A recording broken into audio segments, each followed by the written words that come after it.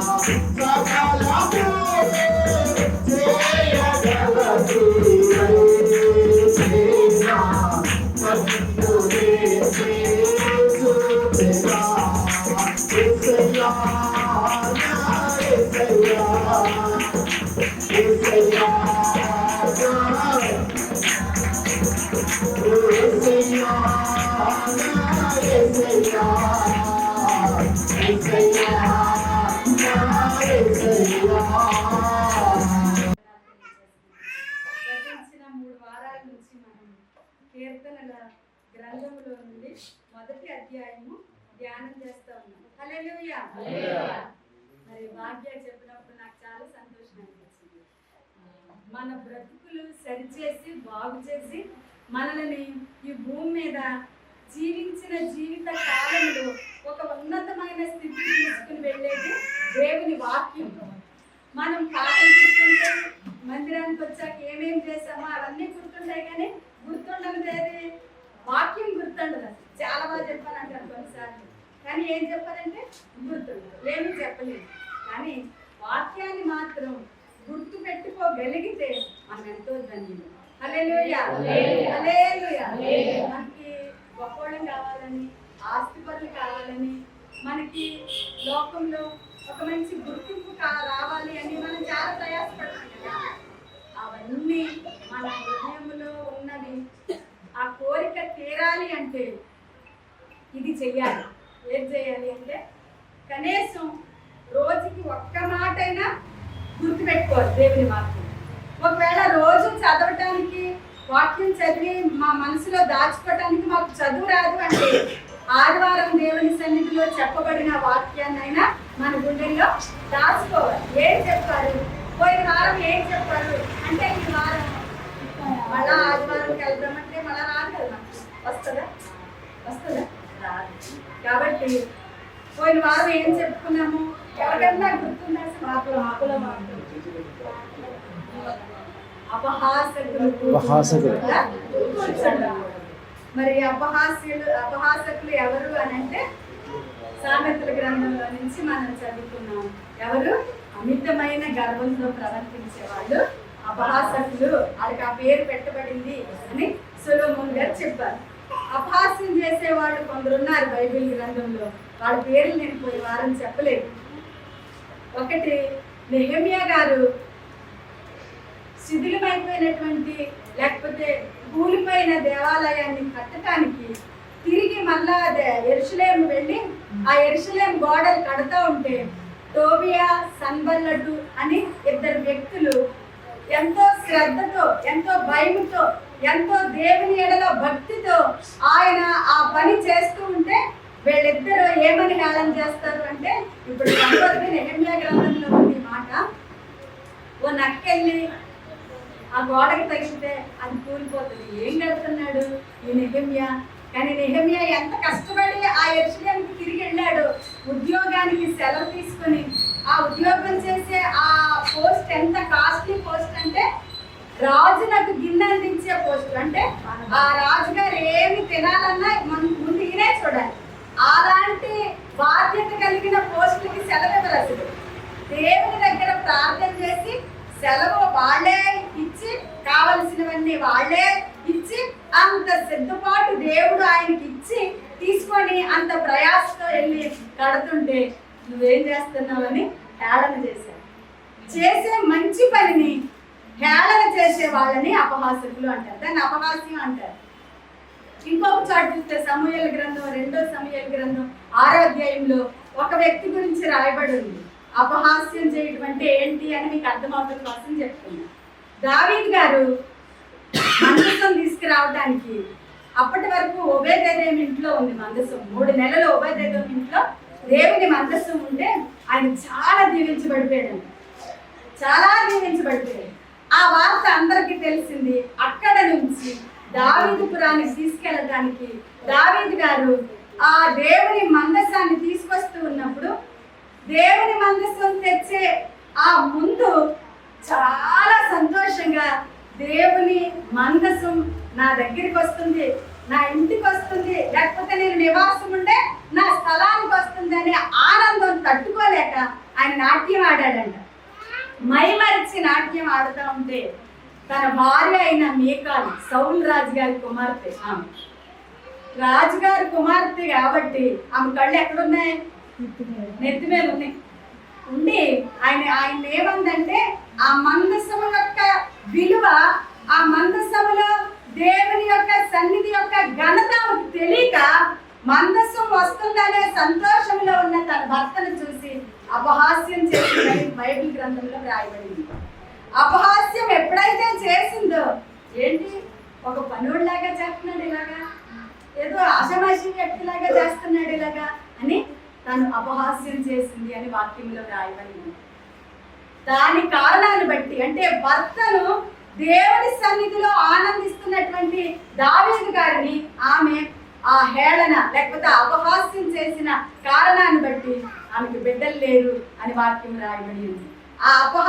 ఆ చిన్న చూపు చూసిన కారణాన్ని బట్టి దేవుడు మీకాలు గర్భాన్ని మూసేశాడు అని వాక్యం ఉంది.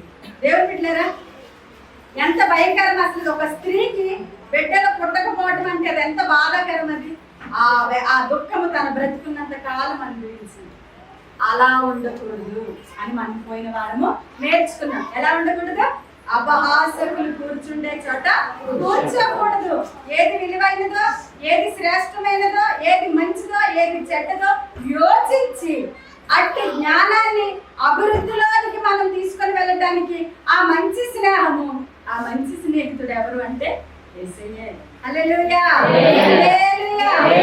ఆ స్నేహితుడితో స్నేహం చేసినప్పుడు మనం ఆయనలాగా మారుతాం తప్ప వ్యర్థమైన వాటికి, వ్యర్థమైన వ్యక్తుల దగ్గర మన సమయం మనము ఉన్నాము అంటే అవే లక్షణాలు మనకు వస్తే అలా ఉండకూడదు. దుష్టుల మార్గం, దుష్టుల ఆలోచన చొప్పున నడవకూడదు, పాపుల మార్గమున నిలవకూడదు, అపహాసకులు కూర్చుండే చోట కూర్చుండకూడదు. రమేష్ నాయక్ ఎలా చూస్తున్నాడంటే నిలవద్దు, కూర్చోవద్దు, నడవద్దు అంటారు. అన్న ఏం చేయమంటది అన్నట్టు చూస్తాడు.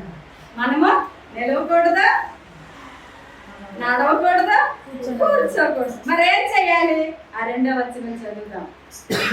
యెహోవా ధర్మశాస్త్రమునందు, కీర్తనల గ్రంథం 1వ అధ్యాయం 2వ వచనం. యెహోవా ధర్మశాస్త్రమునందు ఆనందించుచు దివారాత్రము దానిని ధ్యానించువాడు ధన్యుడు. ఏం చేయకూడదో మనం ఇప్పటి వరకు 3 వారాలు విన్నాము. ఏం చెయ్యాలో ఇప్పుడు చదువుకున్నాం. ప్రార్థన చేసుకుందాం, కళ్ళు మూసుకుందాం. పరిశుద్ధుడా, ప్రేమ గల తండ్రి, నీ పరిశుద్ధ పాదములకు స్తుతులు చెల్లిస్తున్నానయ్యా. నువ్వు మంచివాడవు నాయన. నీ బిడ్డలను ప్రేమించి నీ మంచితనం అంతా నేర్పించడానికి ఇంత చక్కగా సమకూర్చవేసయ్యా. నీ కార్యాలు ఎంత గొప్పవో, నీ కార్యాలు ఎంత ఉన్నతమైనవో, నీవు మా ఎడల చూపే ప్రేమ, మీరు మమ్మల్ని నడిపించే విధానము, మీరు మమ్మల్ని ప్రేమించే ఆ క్రమము ఎంత ఆశ్చర్యమో యేసయ్యా. మాతో మాట్లాడడానికి ఇష్టపడుతున్న నా ప్రియ తండ్రి, ఈరోజు మట్టి నన్ను మరుగు చేసుకుని మహిమ కలిగినటువంటి నీ మాట నా నోట ఉంచి మీరే మాతో మాట్లాడి మహిమ పొందుకొనమని యేసయ్య నామములో ప్రార్థన చేసి వేడుకొంచున్నాను తండ్రి. ఆమేన్. ఆమేన్. హల్లెలూయా. ధర్మశాస్త్రము, యెహోవా ధర్మశాస్త్రమునందు ఆనందించాలి. ఆనందించుచు అని వాక్యం రాయబడింది. ఆనందించుచు అంటే ఆనందం అయిపోయిందని కాదు. యెహోవా ధర్మశాస్త్రములో సంతోషము, ఆనందము వెళ్ళిపోయిందని కాదు. ఆనందించుచు అంటే ధర్మశాస్త్రము తెరచి నీ కన్నులు ఆ వాక్యము మీద చూసిన ప్రతిసారి నీ హృదయంలో ఏముంటదంట? ఆనందము. ఆనందించు అంటే ఇది ప్రాసెస్, ఇది ఆగిపోయింది కాదు, రేపు జరిగేది కాదు, ఇప్పుడు లేనిది కాదు, ఇది జరుగుతూ ఉండేది. దేవునికి మహిమ కలిగిన కాదు. అసలు ధర్మశాస్త్రం అంటే ఏంటి అని అంటే, దేవుని బిడ్డలారా, ధర్మశాస్త్రము అనగా దేవుని ఆజ్ఞలు, దేవుని యొక్క ఆజ్ఞలు. ఇప్పుడు వనజ ఉంది. వనజాని ఎవరు ఆజ్ఞాపిస్తారు? వనజానే వాళ్ళ అమ్మ, వాళ్ళ నాన్న ఏమని ఆజ్ఞాపిస్తారు?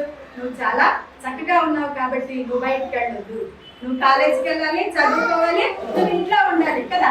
అది ఆ అమ్మాయికి ఎవరు చెప్తారు? వాళ్ళ తల్లిదండ్రులు చెప్తారు. ఆ ఆజ్ఞ ఎవరిస్తారు అని అంటే, మన మీద ఎవరికి అధికారం ఉంటే వాళ్ళు ఆజ్ఞ ఇస్తారు, ఆజ్ఞాపిస్తారు మన మీద.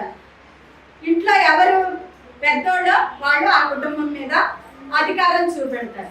ఆ కుటుంబము ఆ పెద్ద ఆయన మాటకు లోబడితే ఎంతో క్రమంగా వెళ్తారు. దేవునికి స్తోత్రం.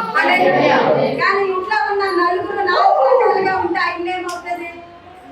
చిన్న భిన్నమైపోతుంది. అది దేవుని ఆశీర్వాదం చూసే ఇల్లు కాదు. దేవుడు మనకు ఒక ఆజ్ఞ ఇచ్చాడు అని అంటే, మొదటిగా ఆయనకు మన మీద ఏముంది? ప్రేమ, అధికారము ఉంది. హల్లెలూయా. మన బిడ్డలను మనం ప్రేమించే వాళ్ళని మనం శాసిస్తాం. ఆయన మనల్ని ప్రేమించే మనకు కొన్ని ఆజ్ఞలు ఇచ్చాడు. ఆ ఆజ్ఞలే పరిశుద్ధ గ్రంథము, లేకపోతే ధర్మశాస్త్రం. ధర్మశాస్త్రం అనేది లేనప్పుడు ప్రజలకి ఆయా వరుసలు లేవు. మంచి చెడు వాళ్ళకి ఏమి లేదు అసలు. వాళ్ళకి న్యాయం, ధర్మం, చట్టం ఏమీ లేవు అసలు. అప్పుడు ఆ కాలాన్ని అపోస్తుల కార్యాలు పౌలు గారు ఎలా రాశారు అని అంటే, అపోస్తుల కార్యాల గ్రంథంలో ఉంటది ఆ మాట. ఆ కాలంలో అంటే దేవుడు చూసి చూడనట్టున్నాడంట. దేవుడు చూసి చూడనట్టు ఉండే కాలము అనాది కాలం అది. ఆ కాలంలో దేవుని యొక్క ఆజ్ఞలు, ధర్మశాస్త్రము ప్రజలకు అసలు లేవు. అందుకే అప్పటి తీర్పులకి ఇప్పటి తీర్పులకి చాలా తేడా ఉంది. అట్టి ఆ నిర్లక్ష్యత, లేకపోతే ఆ మూర్ఖత్వము ప్రజల్లో ఎక్కువైపోయినప్పుడు, దేవునికి దూరం అయిపోతున్నప్పుడు, దేవుని యొక్క బిడ్డలను ప్రేమించి మోషే గారి ద్వారా ఈ ఆజ్ఞలు ఆయన ప్రజలైన ఇశ్రాయేలీయులకి ఇచ్చాడు. దానినే ధర్మశాస్త్రము. ధర్మశాస్త్రము ఎప్పుడైతే మోషేకి ఇవ్వబడిందో, మోషే గారు ఆ క్రమాన్ని ఇశ్రాయేలీయులకు బోధిస్తూ వచ్చాడు. ఏ క్రమము? తల్లి తండ్రిని గౌరవించాలి, అక్క చెల్లి గౌరవించాలి, ఇరుగు పొరుగు ప్రేమించాలి, పరదేశులను కూడా మనము జాలిగా ప్రేమగా దగ్గరికి తీసుకోవాలి. ఈ నియమాలేవి ఈ ధర్మశాస్త్రానికన్నా ముందు లేవు కాబట్టి నువ్వు నన్ను కొట్టావా, నేను నిన్ను కొట్టేయాలంటే, నీవు నన్ను ఏమైనా బాధ పెట్టావా, తిరిగి నేను నిన్ను, నా ఇష్టమేక. ఆ కోపం ఆ టైంలో ఎలా చెలరేగితే అలాగ చేసేవారు. అందుకే హేబేలు కయీను కాలంలో ధర్మశాస్త్రము లేదు, కయీను హేబేలు కాలంలో ధర్మశాస్త్రము లేదు. కానీ ఆ కోపము ఎంతగా భయంకరంగా ఆ హేబేలు మీద తీర్చుకున్నాడు కయీను అంటే, చంపేశాడు. సొంత తమ్ముడినే అన్నగారు చంపేశాడు. అసలు అప్పుడు వాళ్ళకి నియమ నిబంధనలు లేని కాలం. కానీ దేవుని యొక్క ధర్మశాస్త్రము మోషే గారికి ఇచ్చిన తర్వాత నీ తల్లిని నీ తండ్రిని సన్మానించాలి, అప్పుడు నువ్వేమవుతావంట, దీర్ఘాయుష్మంతుడు అవుతాను. దీర్ఘాయువు మనకి కావాలి అంటే ఏం చెయ్యాలో అది దేవుని ధర్మశాస్త్రం ద్వారా మనకి ఇవ్వబడింది. ఇది మనకి మంచి చేసిందా చెడు చేసిందా?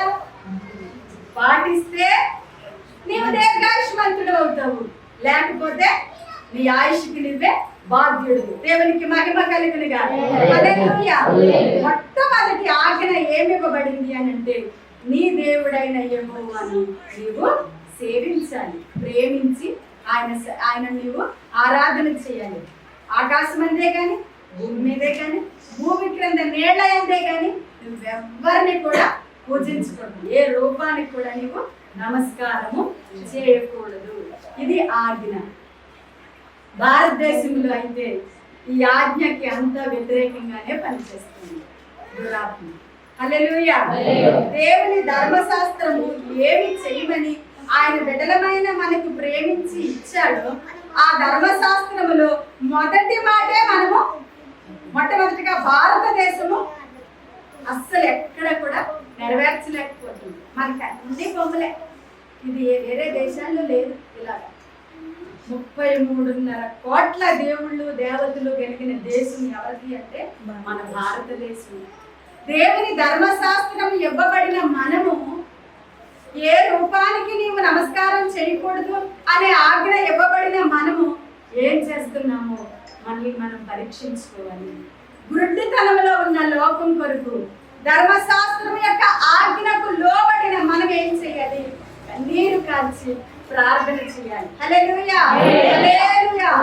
దేవుని బిడ్డలారా, ధర్మశాస్త్రమునందు ఆనందం అంటే ఎక్కడుంది అంటే, దేవుని ధర్మశాస్త్రములో ఆయన యొక్క ఆజ్ఞలు ఉన్నాయి. ఆ ఆజ్ఞలు పాటిస్తూ ఉన్నప్పుడు నీ అంత ఆరోగ్యవంతుడు లేడని నేను బలంగా చెప్పగలను.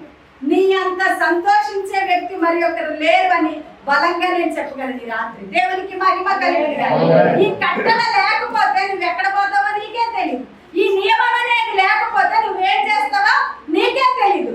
దేవుని యొక్క ఆజ్ఞ నీ హృదయంలో ఉన్నప్పుడు పాపము చేసే అవకాశం లేదు. ఒకటి. రెండోది, ఆ ఆజ్ఞ పాటించే క్రమంలో నీ ఉన్నప్పుడు నీకన్నా గొప్ప వ్యక్తి ఈ లోకములో ఎవ్వరూ లేరు. దేవునికి మహిమ కలుగునుగా. హల్లెలూయా. హల్లెలూయా. ఎవరికైతే క్రమము లేదో వాళ్ళ అనాథులని చెప్తాను. ఎవరికైతే క్రమము లేకుండా అక్రమంలో నడుచుకుంటారో వాళ్ళకి ఎంతమంది ఎంత ఆస్తి ఎంత సంపద పలుకుబడి ఉన్నా వాళ్ళు దిక్కులేని అనాథులని చెప్పాలి. దేవునికి మహిమ కలుగునుగా. హల్లెలూయా. హల్లెలూయా. దేవుని యొక్క ఆజ్ఞను నీవు గైకొనినప్పుడు దేవుని బిడ్డలారా, ఈ ఆజ్ఞలు నా కోసమే ఇవ్వబడ్డాయి. ఈ ఆజ్ఞ ప్రభు నన్ను ప్రేమించి ఒక అద్భుతమైన జీవితం జీవించడానికి నా విషయంలో ఒక ప్రణాళిక కలిగి నాకు ఇచ్చాడు అని నీ మనస్సుకు దేవుని యొక్క ఆజ్ఞ స్వీకరిస్తే నీ అంత సంపన్నుడు మరొకడు లేడు. దేవునికి మహిమ కలుగునుగా. హల్లెలూయా. నీకన్నా భాగ్యవంతుడు లేడు. దేవుని బిడ్డలారా, నీకన్నా సమృద్ధి సంపన్నత కలిగిన వ్యక్తి మరి ఒకరు లేరు. అదే వాక్యం సెలవిస్తుంది. అందుకే దేవుని యొక్క ధర్మశాస్త్రమునందు ఆనందించుచు. దేవుని బిడ్డలారా, మా అమ్మ ఆ రోజు నాకు ఇది బోధించకపోతే నేను ఎక్కడుండేవాడనో, నేను ఎక్కడుండేదాన్నో, ఇవన్నీ ఒకసారి మీరు గుర్తు చేసుకోండి. పలకా బల్పం పట్టుకొని నాకు ఆలు దిద్దించకపోతే ఈ అక్షరం ముక్క నాకు లేదు. దేవుని బిడ్డరా, చదువుకోకపోతే గుడ్డోడితో సమానం భూమి మీద. ఈ కనీసం ఈ మాత్రం జ్ఞానం ఉంది అంటే మన మీద ఎవరు చూపిన శ్రద్ధ? మన తల్లి. మన తల్లి. దేవుని బిడ్డరా, మన యొక్క పేరెంట్స్ ని మనం ఎందుకు గౌరవించాలి? రెండో ఆజ్ఞలు అని అంటే, నీకు ఏది బోధించినా, నీ కొరకు ఏది ఖర్చు చేసినా, నీ కొరకు ఏది శ్రమ పడి, నీ కొరకు ఏ సమయం వెచ్చించినా అది ఎవరు అంటే మొట్టమొదటిగా నీ జీవితంలో నీ తల్లి, నీ తండ్రి. అందుకే నీ తల్లిని, నీ తండ్రిని నువ్వు సన్మానిస్తే నీవు దీర్ఘాయుష్మంతుడు అవుతావు. దేవునికి మహిమ కలుగును గాక. హల్లెలూయా, హల్లెలూయా. ఈ సత్యము తెలియక అమ్మా నాన్న మీద ఎదురు తిరిగే జనాంగమే. ఈ మర్మము తెలియక అమ్మని గౌరవిస్తే, అమ్మని సంతోష పెడితే అమ్మ ఎప్పుడు సంతోషిస్తుంది?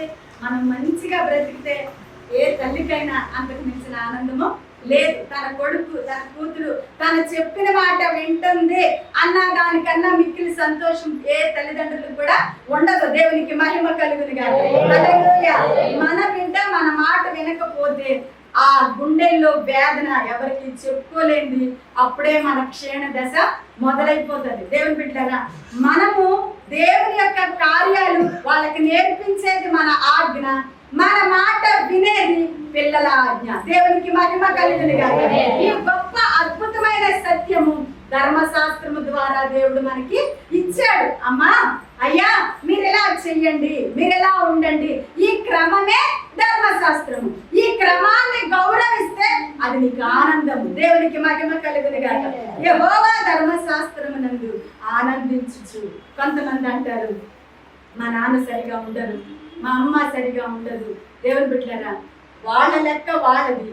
దేవుని వాక్యం వింటున్న నీ లెక్క నీదే. నువ్వేమి నేర్చుకున్నావు? తల్లిని, తండ్రిని సన్మానించాలి. నువ్వేమి నేర్చుకున్నావు? నీ బిడ్డలకి ఈ క్రమాన్ని బోధించాలి.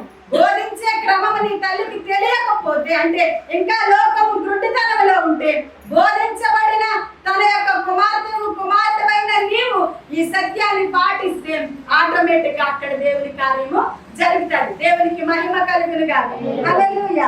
నేను నా పిల్లలకి మొదటి నుంచి నేను ఇదే నేర్పించుకుంటూ వచ్చాను. చెడ్డ అలవాటు ఉన్నంత మాత్రాన మీరు అసహించుకోకూడదు. మీరు వాళ్ళని ఎంత ప్రేమించాలో అంత ప్రేమించాలి. నేను ఇదే బోధిస్తూ వాళ్ళకి ఇదే నేర్పించుకుంటూ వచ్చాను. దేవుని బిడ్డరా, ఎప్పటి వరకు వాళ్ళు అలాగే ప్రేమిస్తారు. వాళ్ళ దేవుడు వాళ్ళని ఎంతో దీవించాడు. నేను అతిశయంగా చెప్పగలను. దేవునికి మహిమ కలుగును. హల్లెలూయా, హల్లెలూయా. కొంతమంది కఠినంగా ఉంటారు తల్లిదండ్రులు, కాబట్టి మేము ఇలా ఉన్నాము అంటారు పిల్లలు. తల్లిదండ్రులు కఠినంగా ఉన్నా, తల్లిదండ్రులు బిడ్డలను ప్రేమించినా ప్రేమించకపోయినా, బిడ్డలు దేవుని వాక్యం విన్నవారైతే తల్లిదండ్రులను ప్రేమిస్తూనే ఉండాలి. దేవునికి మహిమ కలుగును గాక. హల్లెలూయా. వాక్యము, ధర్మశాస్త్రం ఏమని సెలవిస్తుందంటే, కీడుకు ప్రతికీడు ఎవరికి చేయకూడదు. నీవు ఏ సత్యాన్నైతే గుర్తెరిగినావో ఆ సత్యము నీలో నుండి బయటికి వెళ్ళాలే తప్ప వ్యక్తిని బట్టి నీవు మారకూడదు. వాక్యాన్ని బట్టే మనం చూసుకొని ముందుకి సాగాలి. దేవునికి మహిమ కలుగును గాక. హల్లెలూయా. యెహోవా ధర్మశాస్త్రమును ధ్యానించినట్లయితే ఎంత సంతోషము. నేను ఇప్పటికీ నాలో సంతోషం ఏముంటుందో తెలుసా? ఏ వ్యక్తిని అనుసరించినా ఏమైపోదునో. ఆ పల్లెటూరు నుంచి వచ్చి ఈ నగరానికి వచ్చిన తర్వాత దేవుని యొక్క ఈ ఆజ్ఞలు నా గుండెల్లో లేకపోతే నేను ఏమైపోదును? దేవుని యొక్క క్రమము నా హృదయంలో ప్రభు పెట్టకపోతే నేను ఏమైపోదును? ఈ భాగ్యమే నన్ను ఈ స్థితిలో నిలవబెట్టింది. దేవునికి మహిమ కలుగును గాక. హల్లెలూయా, హల్లెలూయా. వాక్యం చదువుకుంటూ ఉన్నానండి. ప్రతిరోజు వాక్యం చదువుకుంటూ ఉన్నాను. నేను డ్యూటీ చేసేదాన్ని. వాక్యం చదువుకుంటూ ఉన్నాను. ఆ రోజు నా యొక్క వాక్య క్రమములో నేను చదివిన భాగము నెహెమ్యా గ్రంథము 1వ అధ్యాయం. నెహెమ్యా గ్రంథం 1వ అధ్యాయంలో నెహెమ్యా చాలా ఏడ్చి ప్రార్థన చేస్తాను. ఏమని అంటే, నేను ఉద్యోగం పనిచేస్తున్నాను బ్రహ్మా, నేను పనిచేసే నా యజమాని నన్ను అడగాలి, నువ్వు ఎందుకు బాధగా ఉన్నావు అని. అప్పుడు నేను నా బాధ ఏంటో ఆయనకి చెప్పాలి. ఇది నేను ఆ రోజు చదివిన భాగం. నేను డ్యూటీకి వెళ్ళాను. మా పిల్లలకి సెలవులు ఇచ్చి మే నెల, ఏప్రిల్ సగంలో ఇస్తారు కదా, ఏప్రిల్ సగం అయిపోయింది, మే నెల అయిపోయింది, జూన్ నెల వచ్చింది. జూన్ నెలలో వచ్చిన తర్వాత ఎలా ఉంటుంది తల్లిదండ్రుల బాధ్యత? పుస్తకాలు, ఫీజులు, మరి టర్మ్ ఫీజు, ఆ ఫీజు, ఈ ఫీజు అన్ని ముందే చాలా చాలా కష్టపడతాను. ఆ టైంలో ఉన్నాను. దేవునికి స్తోత్రం. ఈ వాక్యం చదువుకొని డ్యూటీకి వెళ్ళాను. నేను ఆ బోర్డులో ఎక్కడ కరెంట్ ఉండదమ్మా. నేను అనుకుంటున్నాను వాక్యం చదివిన దగ్గర నుంచి తలుపేసి ఈ వెనకింట్లో ఉన్నాము, ఇక్కడే ఉన్నాను, ప్రార్థన చేసుకుంటున్నాను. దారి పొడిగిని ప్రార్థన చేసుకుంటున్నాను. ఏమనంటే నెహెమ్యా ప్రార్థన చేస్తే ఆ యజమాని ఆయన అడిగాడు. నేను వాక్యం చదువుకున్నాను, ప్రార్థన చేసుకున్నాను. ఇప్పుడు నేను వెళ్తున్నాను. వాళ్ళే నన్ను అడిగారు నీకేం కావాలి. వాళ్ళే నన్ను అడిగితే అప్పుడు ఈ వాక్యంలో ఉన్న నీవు నాలో కార్యం చేస్తున్నావని నాకు అర్థమవుతుంది. చాలా విశ్వాసంతో బలంగా ప్రార్థన చేస్తుంది. ఎంత సమయం, గంటల తరబడి కాదు, 2 నిమిషాలే ప్రార్థన చేసుకున్నాను. వాక్యం చదువుకున్న తర్వాత వెళ్ళిపోయాను. ఈ వాక్యమే తిరుగుతా ఉంది, మైండ్లో తిరుగుతా ఉంది. నాకు చెప్పిన పనులన్నీ చేశాను. అక్కడ చేసిన తర్వాత ఆవిడ పేరు మంజ, ఆవిడ నా దగ్గరికి వచ్చింది. ఇవాళ ఎందుకు నీ ముఖం బాధగా ఉంది అని అడిగాను. చెప్పాను దేవునికి స్తోత్రం. నేను అప్పుడు చెప్పాను మా పిల్లలు సెలవులు అయిపోయింది, వాళ్ళని మళ్ళా హాస్టల్కి తీసుకెళ్ళి జాయిన్ చేయాలి. స్కూల్ రీఓపెన్ కాబట్టి వాళ్ళకి బుక్స్ కొనాలి, నోట్ బుక్స్ కొనాలి, వాళ్ళకి కావాల్సినవన్నీ కొనాలి. మళ్ళీ నేను ఎప్పుడు వెళ్తానో వాళ్ళు ఉండే దగ్గర కాబట్టి వాళ్ళకి కావాల్సిన థింగ్స్ అన్నీ కొనాలి. ఆ తర్వాత వాళ్ళకి లాస్ట్ ఇయర్ కొంచెం పెండింగ్ ఉండిపోయింది ఫీజు, వాళ్ళు ఇప్పుడు కొత్త ఫీజు, ఈ డబ్బులన్నీ కావాలి, ఇవన్నీ కావాలి. మళ్ళీ నాకు సెలవు కూడా కావాలి. నేనే వెళ్ళి వాళ్ళనే వదిలి రావాలి. ఆమె నన్ను అడిగింది కదా కాబట్టి నేను చాలా బాగా చెప్పేశాను. పొద్దు నుంచి వాకింగ్ గుండెలా ఉంటా ఉంది కదా చెప్పాను. చెప్పిన వెంటనే ఆమె నాకు తెచ్చి డబ్బులు ఇచ్చింది. ఫస్ట్ డబ్బులు ఇచ్చి అప్పుడు ఏం చెప్పిందంటే 2 రోజులు తీసుకొస్తాను అని. 2 రోజులు అంటే నాకు చాలా ఎక్కువ. ఒకరోజు వాళ్ళని తీసుకెళ్ళి అక్కడ అవన్నీ చూసుకొని తెల్లారి రావడానికి. మా పిల్లలు నూజివీడులో చదివారు, విజయవాడ. అయితే ఇక నా ఆనందానికి అసలు అంతులేదు. నేనెంత, నా బ్రతికి ఎంత, అసలు ఏ పేపర్ అడగలేదు, ఏ సంతకం అడగలేదు, ఏం అడగలేదు. నేను ఎంత చెప్పాను అంత డబ్బులు ఇచ్చారు. ఒకటి సెలవు తీసుకోబెళ్ళి అప్పటికి నేను వాళ్ళ దగ్గర జాయిన్ అయ్యి 20 రోజులు కూడా అవ్వదు, నెల అవ్వాల. కానీ జీతం కూడా కాదు, నాకు ఇంత నేను అడిగినంత ఇచ్చారు. ఇదేం ప్రేమ వేసాను నీకు.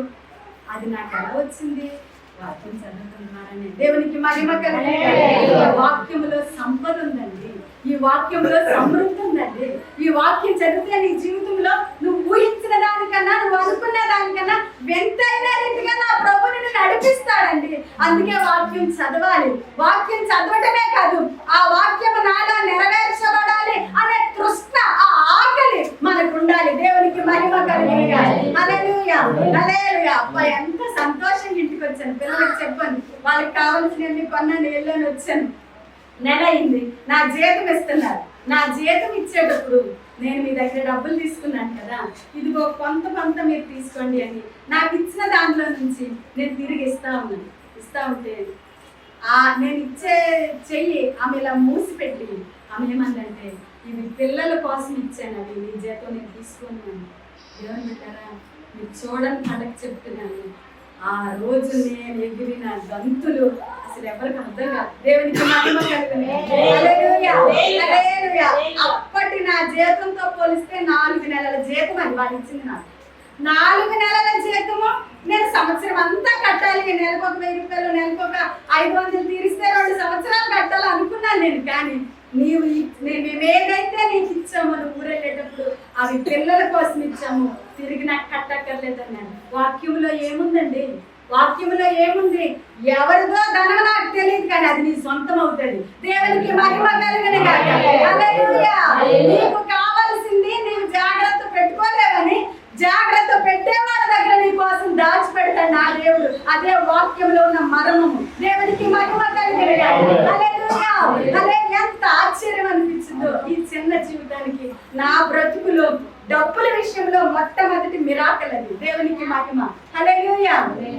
దేవుని బిడ్డలారా, వాక్యము ధ్యానం చేస్తూ వాక్యాన్ని మన జీవితంలో అన్వయించుకుంటూ బ్రతికితే నీకేది కావాలో, ఏ సమయానికి నీదేది అక్కర ఉందో ఆయన ఎరిగిన వాడు. కాబట్టి వాక్యమయ్యున్న దేవుడు. వాక్యం ఎవరు? దేవుడే. యోహాను సువార్త 1:1 ఉంటది, వాక్యమే దేవుడు, దేవుడే వాక్యము. ఆ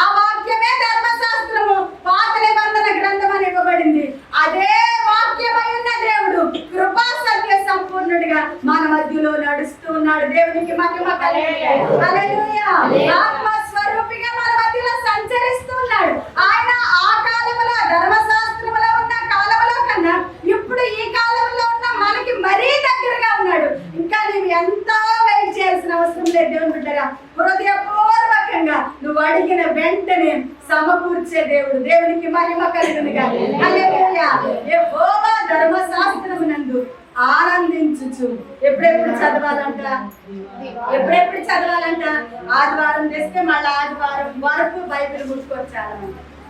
ఆదివారం ఈ బుక్ తేటానికే వాడతారు. కొంతమందికి దుమ్ము దులిపే తెస్తారంట. అది నాకు తెలియదు కానీ దేవునికి స్తోత్రం.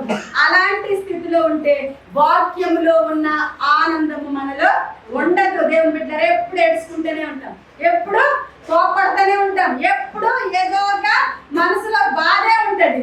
ఇదంతా తీసేసేది దేవుని ధర్మశాస్త్రం. దేవునికి మహిమ కలుగును గాక. దివారాత్రులు ధ్యానిస్తే ఇంకా బ్రతుకులు ఎలా ఉంటాయో చూడండి. ఓ భక్తులు అన్నారు, రోజుకి 4 గంటలు కానీ నీవు మోకరించగలిగితే నరుని అవసరం లేకుండా ఈ భూమి మీద నీ జీవితకాలం దేవుడు నడిపిస్తాడంట. దేవునికి మహిమ కలుగును గాక. హల్లెలూయా. హల్లెలూయా.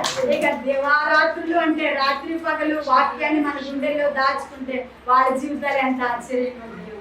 ఎంత గొప్ప దేవుడు అండి ఈ వాక్యమై ఉన్న దేవుడు. ఎంత గొప్ప దేవుడు అండి.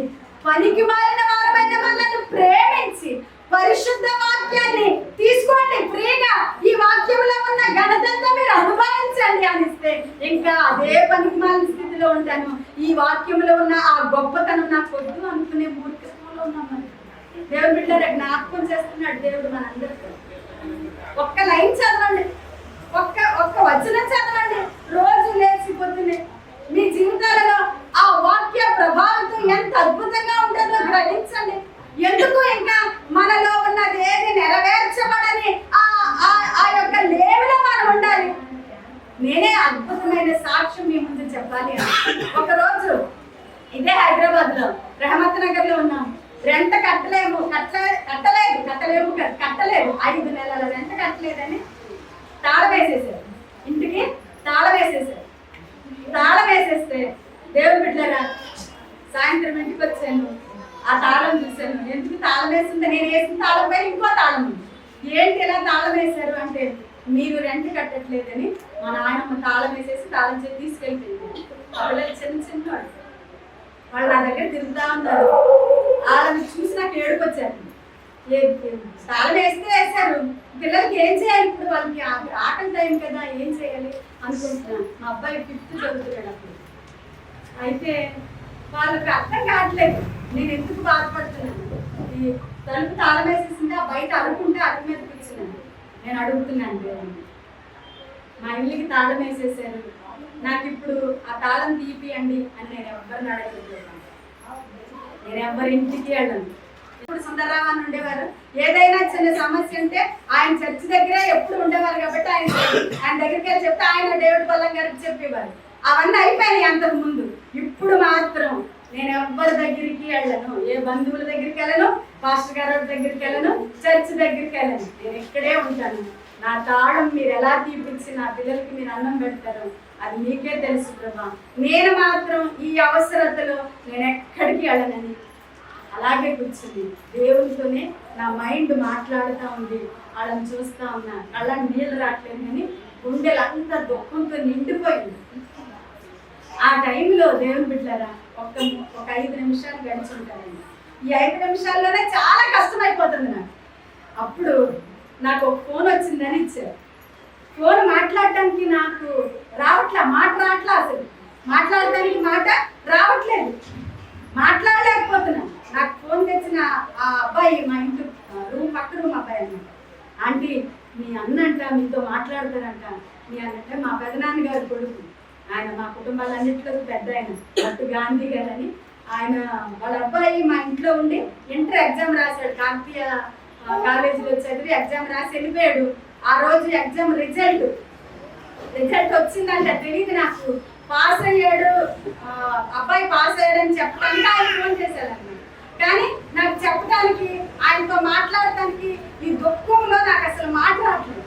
అంటే మాట్లాడండి అని అబ్బాయి చెప్తున్నాడు. నాకు ఒకటేసారి ఏం మాట్లాడాలో నాకు గట్టిగా ఏడ్చేశాను. ఏడుతా వస్తుంది కానీ మాట్లాడలే. ఆ గట్టిగా ఏడ్చేసరికి ఫోన్ అబ్బాయి తీసుకొని ఏమైంది మా చెల్లి ఎందుకు ఏడుస్తుంది అని అడిగారు. అడిగితే అంకులు కొన్ని రోజులుగా ఇంటికి రావట్లేదు, ఇంటి రెంట కట్టగా తాళం వేసి తాళం చేయించుకుంటున్నారు, అందుకని ఆంటీ అలా బాగా ఉన్నారు, మీ ఫోన్ ఇచ్చేసరికి ఏడ్చారు అని. వెంటనే అన్నయ్య ఆ ఇంటోళ్ళకి ఎంత కట్టాలో నీ బ్యాంక్ అకౌంట్ నంబర్ పెట్టు, ఆ ఇంటోళ్ళకి ఎంత కట్టాలో ఫస్ట్ నువ్వు కట్టే, నీ అకౌంట్ నుంచి ట్రాన్స్ఫర్ చేసే, ఇవన్నీ ఒక 10 నిమిషాల తర్వాత చేసిన నువ్వు వెళ్ళి ఫస్ట్ తాళం తెచ్చి మా చెల్లికి ఇవ్వని చెప్పి. ఇదంతా కూడా ఒక 5-10 నిమిషాల్లోనే జరిగింది. దేవునికి మహిమ కలుగునుగా. హల్లెలూయా, హల్లెలూయా. నేను ఎవరింటికైనా వెళ్ళాను అనుకోండి, ఎంత టైం పడుతుంది? నేను ఎవరినైనా ఈ 4-5 నెలలు రెంట్ కట్టాలని అడిగితే వెంటనే ఎవరైనా ఇస్తారా? కానీ ఆకాశం నుండి చూసే దేవుడు ఆ అవసరతను, ఆయన మీద ఆనుకున్న తన కుమార్తె యొక్క స్థితిని చూసిన దేవుడు 5 నిమిషాల ఆ సమస్య అంతా పరిష్కారం అయిపోయింది. ఈ రోజుకి నాకు తెలియదు మా అన్నయ్య ఎంత ఇచ్చాడో నాకు తెలియదు.